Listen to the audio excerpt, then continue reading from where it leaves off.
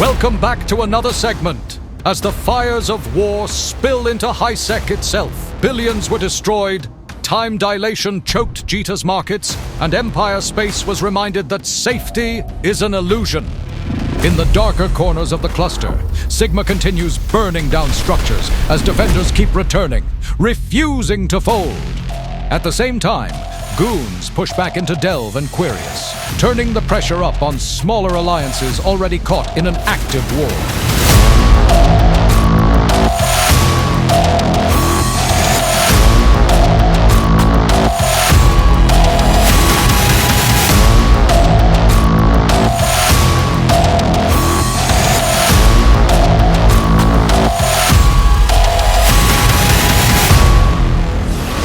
Eden burns on every front, and this time, Hisec wasn't spared.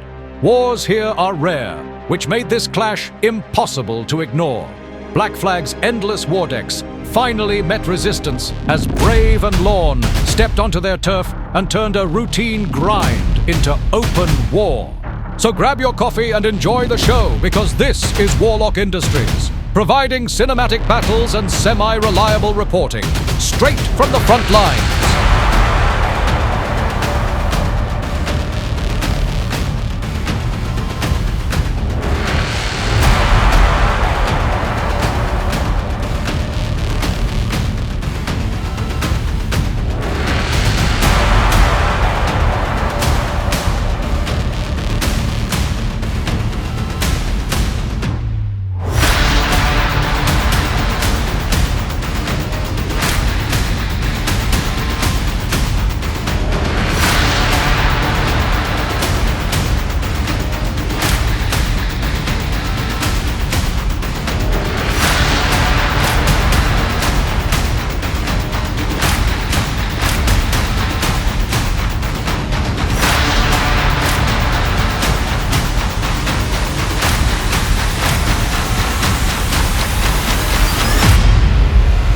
For those unfamiliar with the mechanics, Hisec isn't the sanctuary it pretends to be.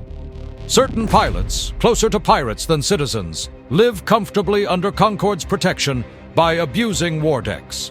These declarations give them free rein to attack targeted alliances in Empire space without Concord interference, turning trade routes and gates into hunting grounds.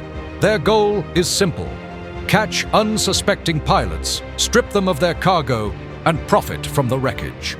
Surprisingly, most of these wars quietly drag on with no retaliation until the declaration expires. But after months of relentless annoying pressure, nullsec alliances decided enough was enough. Brave, alongside Lorn, drew up a plan to march straight into Hisec and burn one of Blackflag's structures, one of the pirate alliances that declare these wars. The objective was clear: force a response, flip the script, and drag the hunters into a fight they aren't used to. Black Flag, alongside Absolute Order, which is an entire mess of its own, decided to actually answer that call. Forming up in Jita, Brave and Lorn surged forward, dragging time dilation down to 25% as markets lagged and grids buckled under the weight of hundreds of battleships undocking from the station. As they entered hostile systems, Black Flag relied on their usual playbook: gate ganks and harassment meant to slow the advance. But this wasn't the usual gank on one or two ships, and it certainly wasn't nullsec. There were no bubbles to lock down the grid, and it wasn't a handful of ships to tackle. It was an entire fleet pushing forward. Brave and their allies burned straight through the ambushes and went directly for the objective, putting the structure under fire and forcing Black Flag to commit. Ships collided, and what started as a routine wardeck spiraled into a full-scale war in the heart of Hisec, with Concord watching in silence and bowheads lurking on grid like vultures, already counting the wrecks before the guns went cold.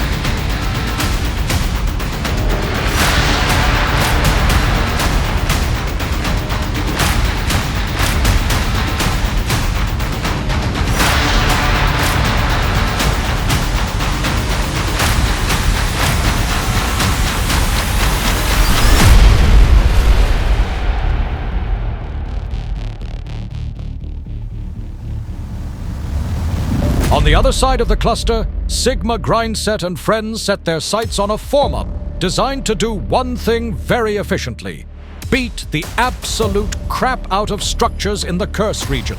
On the receiving end, Death or Glory, alongside allies, decided to wake up with balls of steel as they threw themselves into an outmatched and outgunned fight. They warped straight into the fight, took their losses, regrouped, and came back again and again. Months ago, while the Imperium was busy dealing with Pandemic Horde, they had to divert their attention elsewhere, while these alliances took advantage of the chaos and yoinked moons that weren't being watched. Now that the storm has settled, retaliation was long overdue.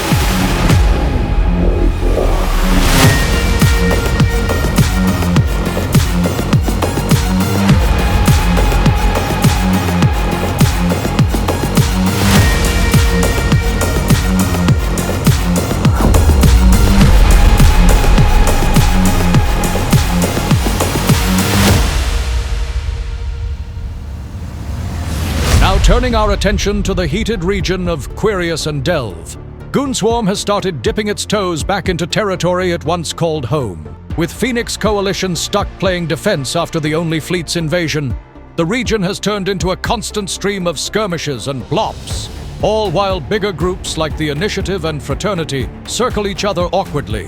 What was once a war has slowed into something far more entertaining. Alliance meetings are now being held about rumors and hugs, because apparently emotional support fleets are the new path to victory. The second a loss hits the public eye, the tantrums begin. Complaints flood comms as if outrage alone can undo a kill mail.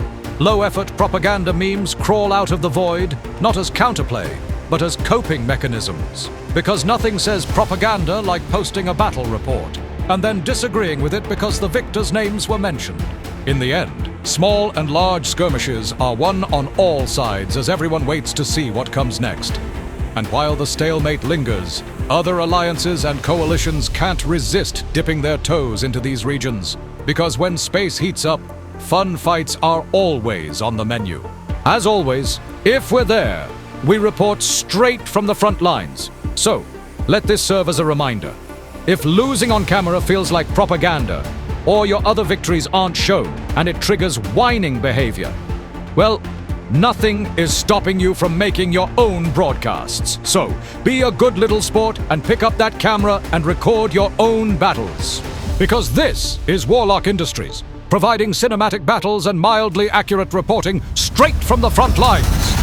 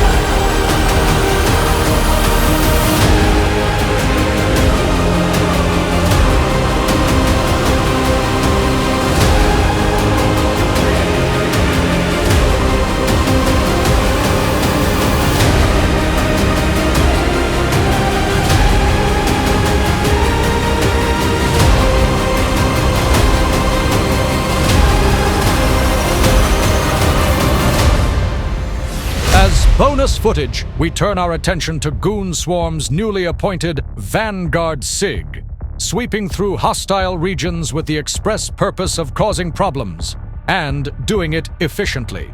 The approach was surgical. ANSYS came first to cut reinforcements for a Tatara that would come under fire later in the day, putting Test Alliance to the test in the most literal sense. The moment Vanguard landed on grid, a full-hour brawl erupted. What followed was a contest of wits versus raw force. Logistics chains became the true heroes of the fight, stretched to their absolute limits as they held the line by a single thread. Meanwhile, a Scorpion Navy issue carved chaos into the grid, smart bombs firing relentlessly, forcing Test to flood broadcasts for reps, while the Scorpion tried to score the highest damage on grid. After a grueling opening round, Vanguard wiped the Zealot fleet clean from the field. But to their credit, Test wasn't done. Reforming into Sleipnirs, they returned for round 2. Steel nerves, heavier hulls, and one last push. The second engagement dragged on just long enough for the structure to slip into its hull timer. When the fighting finally broke, Local lit up with GFs as both sides acknowledged the grind. A long, bruising slugfest that, depending on who you ask, qualifies as some truly hot, sexy PvP.